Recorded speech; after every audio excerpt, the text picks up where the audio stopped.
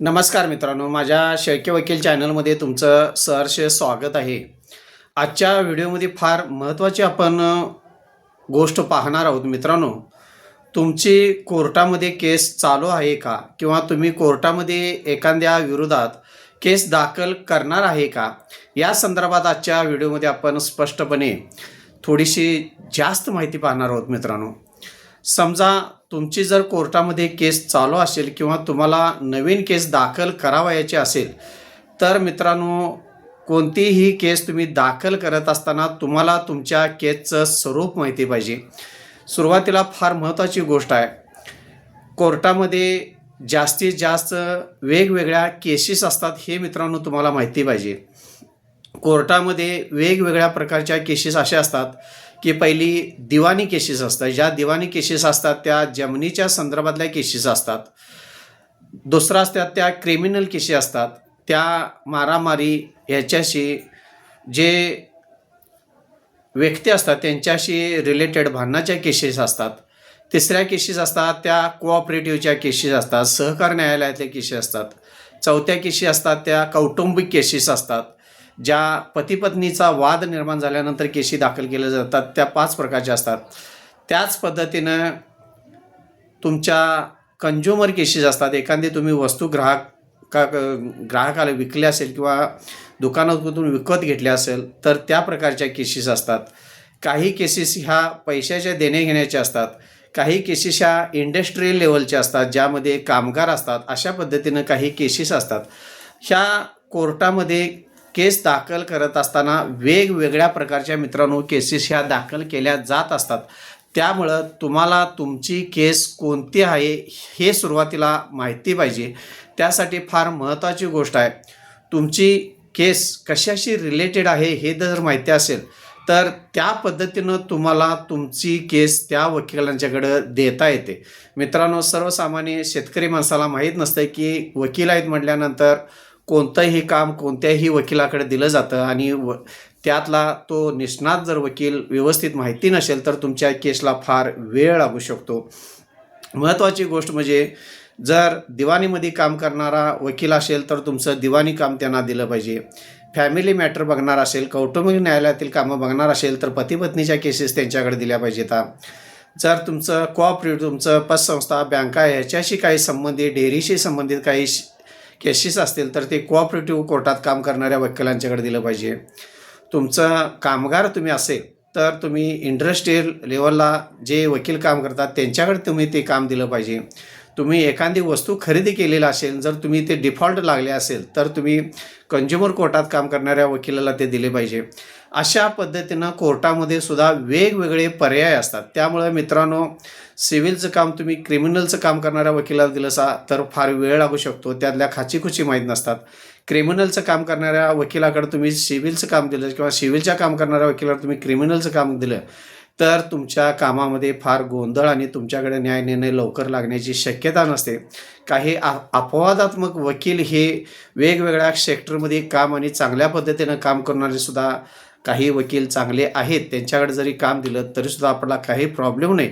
तरीसुद्धा फार महत्त्वाची गोष्ट आहे मित्रांनो, तुम्ही काम तुमचं देत असताना तुम्ही कोणत्या प्रकारचं तुमचं काम आहे हे आधी समजावून घ्या. घाई गडबडीनं कोणताही वकील भेटला, पै पाहुण्यातला आहे, मित्र आहे, नातेवाईकांना सांगितलं आहे, कोणीतरी रेफरन्स दिला आहे म्हणून त्या वकिलाकडे काम देण्याचा प्रयत्न करू नका. काम द्यायचंच असेल तर तुम्ही 1-2 आठवडाभर थांबा. तुम्ही त्या वकिलांच्याबरोबर कोर्टात जावा, त्यांचं आर्ग्युमेंट ऐका, ते कशा पद्धतीनं काम करतात, कोर्टासमोर कसे आपली बाजू मांडतात, तसेच त्या पद्धतीनं त्यांनी कोणकोणत्या केसेस जिंकल्या आहेत असे त्यांच्याकडे 1-2-3 पत्ते घ्या. त्या व्यक्तींना जाऊन तुम्ही भेटा की सदरचे वकील हे आम्ही त्यांच्याकडे काम देणार आहोत, त्याबद्दल तुमचं काय मत आहे. अशा पद्धतीनं जरी तुम्ही चर्चा करून जर काम दिलं तर तुम्हाला न्याय निर्णय लवकर मित्रांनो मिळू शकतो. आता ही झाली तुम्ही कोर्टामध्ये केस दाखल करायच्या आधीची प्रोसिजर.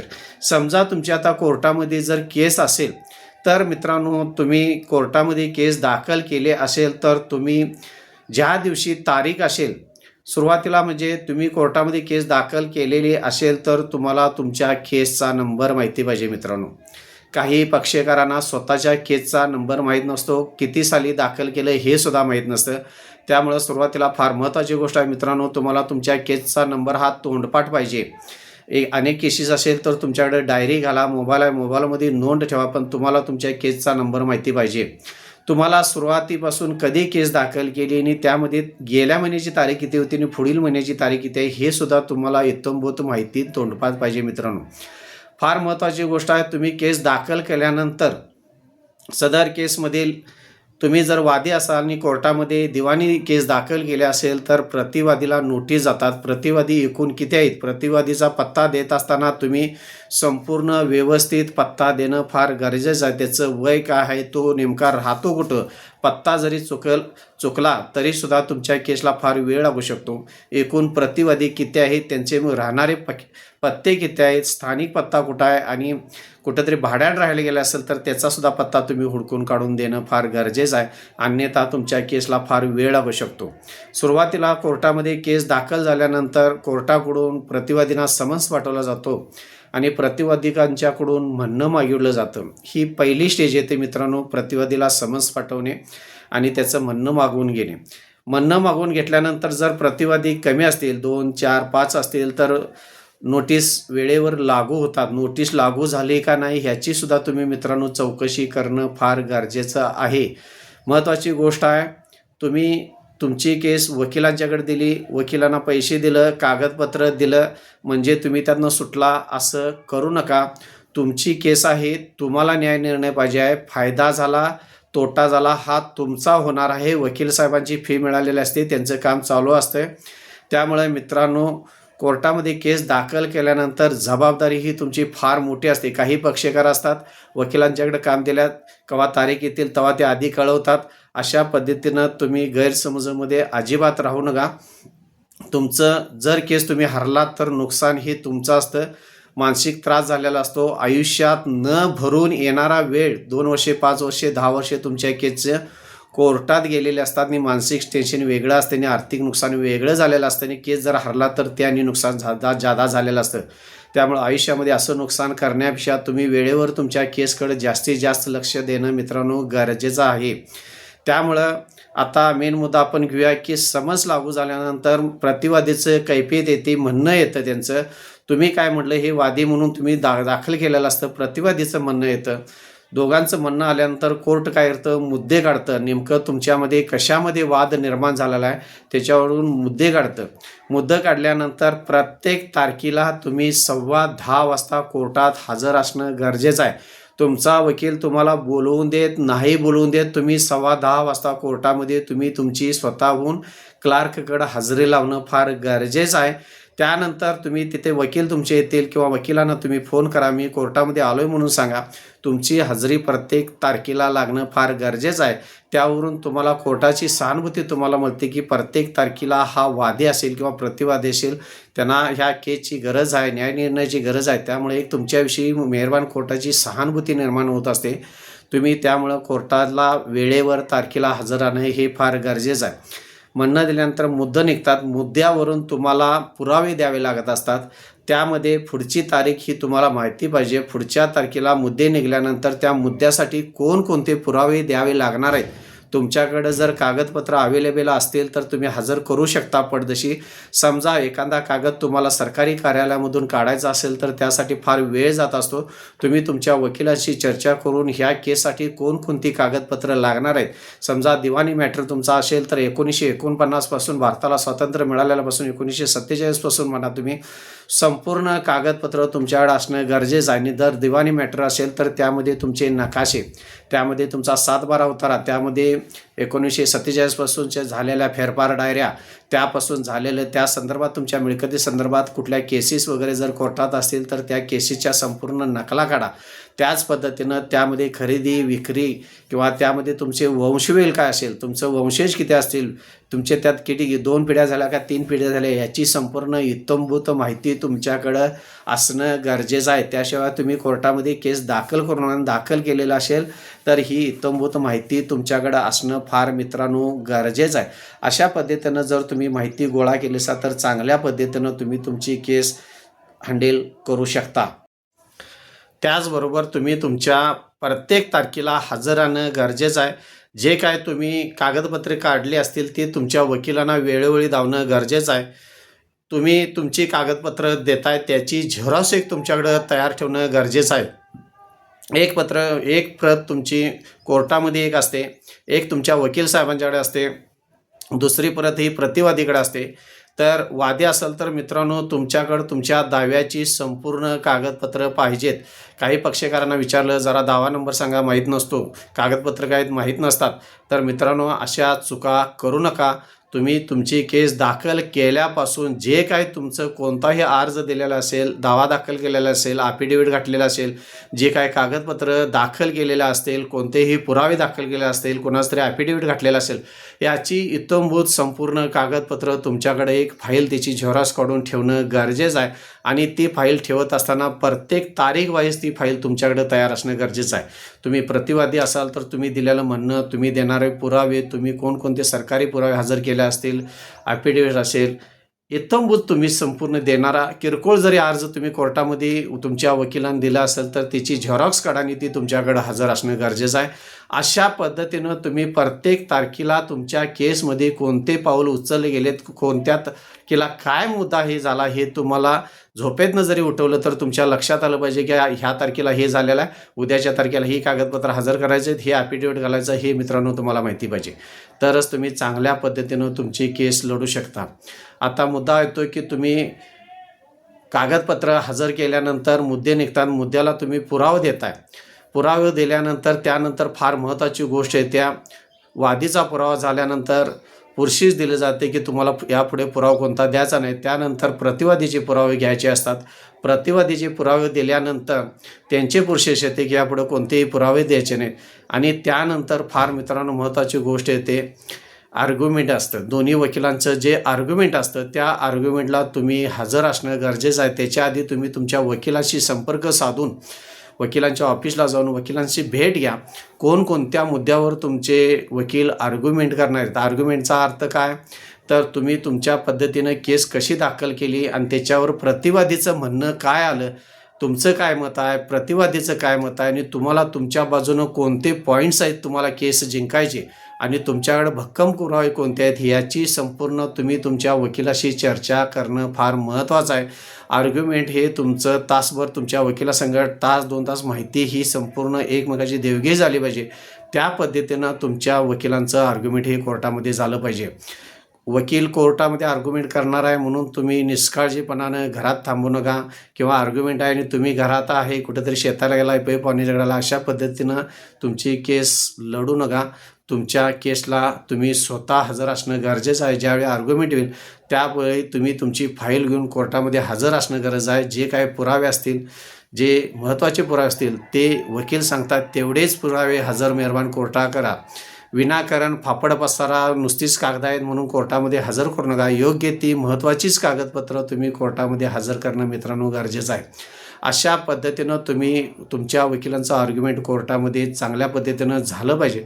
त्यानंतर मग शेवटचा मुद्दा येतो तो निकालावरचा असतो आणि त्यानंतर मेहरबान कोर्ट निकाल देत असते. इतकाच सारांश आहे. तुमची जर मेहरबान कोर्टामध्ये केस दाखल असेल तर मित्रांनो केस दाखल कधी केली, केसचा नंबर काय, मागील तारीख काय होती, पुढील तारीख काय आहे, मागील तारखेला कोणते पुरावे दिलेत, कोणत्या स्टेजला होतं, त्या स्टेजवर तुम्ही काय पावलं उचलत, प्रतिवादीने काय पावलं उचलत, तुमच्या वकिलाने काय केलं, तुम्ही हजर होता का, तुमचे वकील बी हजर होते का, प्रतिवादी कोण हजर होते, प्रतिवादी नुसतेच वकील होते का, प्रतिवादी येत नव्हते, तुमचं नो से झाला आहे का, परत आणि अशा अनेक प्रकारचे असतात ज्यामध्ये पुरावे दिलेले नाहीत का, किंवा कोणकोणते पुरावे द्यावे लागतात. अशी इत्थंभूत संपूर्ण प्रत्येक तारखेची माहिती तुम्हाला मित्रांनो पाहिजेच पाहिजे. तरच तुम्हाला लवकरात लवकर न्याय मिळेल. नाहीतर मित्रांनो तुम्ही जर हलगर्जीपणा केला, तुम्हाला केसचा नंबर माहिती नाही, केस कधी दाखल केली माहीत नाही, पुढची तारीख माहीत नाही, तर मित्रांनो तुम्ही तुमच्या आयुष्यातली 2 वर्षापासून 20 वर्षापर्यंत आर्थिक त्रास होणार, मानसिक त्रास होणार, पैसे जाणार ते जाणार, केसचा निकाल कधी लागणार माहीत नसणार, तुमचं फार मोठं नुकसान होण्याची शक्यता आहे जर ह्या गोष्टी तुम्हाला माहिती नसतील. तर तुम्ही सावध जर झाला तरच तुमच्या बाजून निकाल लागणार आहे. अन्यथा वकिलांच्यावर तुम्ही अवलंबून राहून जर केस माझी वकील साहेबांकडे दिलेत, कागद दिलेत, पैसे दिलेत म्हणजे मी केस जिंकलो, अजिबात तसं करू नका. चांगले प्रामाणिक वकील आहेत ते तुम्हाला फोन करून कळवतील. पण वकिलांच्या पाठीमागं अनेक केसेस असतात. जे चांगले वकील असतात, प्रामाणिक वकील असतात, ते काम तुमचं प्रामाणिक करत असतात. पण तुम्ही फॉलोअप घेणं, त्यांच्या पाठलाग करून काम करून घेणं ही तुमची जबाबदारी, कर्तव्याने नुकसान तुमचं होणार आहे. वकिलांचं नुकसान ह्यामध्ये होणार नाही. त्यामुळं जबाबदारीनं तुम्ही तुमची केस लढणं गरजेचं आहे. मी सांगण्याचा उद्देश एवढा आहे की ह्या व्हिडिओमधून जेवढं जास्तीत जास्त आपले पक्षकार जागरूक होतील, लवकरात लवकर न्याय पदरात पाडून घ्या झाला तर मित्रांनो, आपली सिस्टीम न्यायाची ही फास्ट नाही, लेंदी प्रोसेस आहे. न्यायालयीन कामकाजासाठी फार वेळ लागत असतो. एखादा जरी अर्ज कोर्टामध्ये दिलासा तर तुम्ही दिलेल्या अर्जावर प्रतिवादीचं म्हणणं मागितलं जातं. म्हणजे एका अर्जासाठी कोर्टामध्ये कमीत कमी 2 महिने, 6 महिने, वर्षसुद्धा जाऊ शकतं. त्यामुळं अर्ज किती महत्त्वाचा आहे का नाही आहे, त्यासाठी म्हणणं देणं गरजेचं आहे का नाही गरजेचं आहे, ह्याची सगळी माहिती मित्रांनो तुम्हाला माहिती पाहिजे. अन्यथा कोर्टामध्ये केस दाखल केल्या 20 वर्षे गेलं तर अजून निकाल नाही, अशा परिस्थिती आपण कोर्टात आता पाहत आहोत. त्यामुळं तुमची केस आहे, आर्थिक त्रास तुम्हाला आहे, मानसिक त्रास तुम्हाला आहे, टेन्शन तुम्हाला आहे, आयुष्यातला न येणारा वेळ तिथं तुमचा फुकट जाणार आहे. कोर्टामध्ये गेलेला वेळ तुम्हाला परत मित्रांनो मिळणार नाही. त्यामुळं तुम्ही तुमच्या केसची काळजी घेणं गरजेचं आहे. म्हणून मी मित्रांनो म्हटलं आहे, तुमची कोर्टामध्ये केस चालू आहे का? जर आहे असेल तर अशा पद्धतीनं तुम्ही काळजी घेणं फार गरजेचं आहे. आता ह्यामध्ये असं मित्रांनो, तो काही पक्षकार म्हणतात, आम्ही वकिलाला कोणता जरी प्रश्न विचारला तर वकील चिडतात, माहिती देत नाहीत. तर मित्रांनो, अशा पद्धतीनं उर्मटपणाने जर तुमचे वकील तुमच्याशी वागत असतील, 2 किंवा 3 तारखेला तुमच्या कामात हजर राहत नसतील किंवा काही प्रकारे त्रास देत असतील, तुमचा फोन उचलत देत नसेल, तर माझं स्पष्ट आहे मित्रांनो मत, तुम्हाला चांगला वकील शोधा आणि त्या पद्धतीनं त्यांच्याकडं वकीलपत्र तुम्ही काढून घेऊ शकता आणि दुसऱ्या वकिलांना तुम्ही जे वकील तुमच्या पद्धतीनं चांगल्या पद्धतीनं काम करणार आहे त्यांना तुमचं वकीलपत्र द्या. पण तुमच्या आयुष्यामध्ये वेळ फुकट घालू नका, नुकसान करू नका, मानसिक टेन्शन घेऊ नका. कारण आयुष्य हे मित्रांनो पुन्हा नाही. त्यामुळं केसेसमध्ये फायदा तोटा होऊ शकतो, पण आयुष्यात गेलेला वेळ हा परत येत नाही. त्यामुळं केस दाखल केलेले असेल तर फार विचारपूर्वक जे मी काही गोष्टी सांगितल्या त्याचा इत्थंभूत तुम्ही मागोवा घेणं फार गरजेचं आहे मित्रांनो. जर काय तुम्हाला याबाबत काही शंका असेल तर मला संध्याकाळी 5 ते 9 वाजेवर तुम्ही फोनवरून संपर्क साधून तुमच्या ज्या काही शंका असतील त्या मोफत मी तुम्हाला देण्याचा प्रयत्न करतो आहे. जर कदाचित फोन नाही उचलता आला तर मला दुसऱ्या दिवशी करा, पण मी तुमचा फोन हा अवश्य उचलत असतो. काही कामानिमित्त नाही फोन उचलला तर राग मानू नका, परत मला फोन करा. त्या पद्धतीनं जी काही शंका असतील तर माझ्याकडून निरसन घेण्याचा प्रयत्न करा. धन्यवाद मित्रांनो.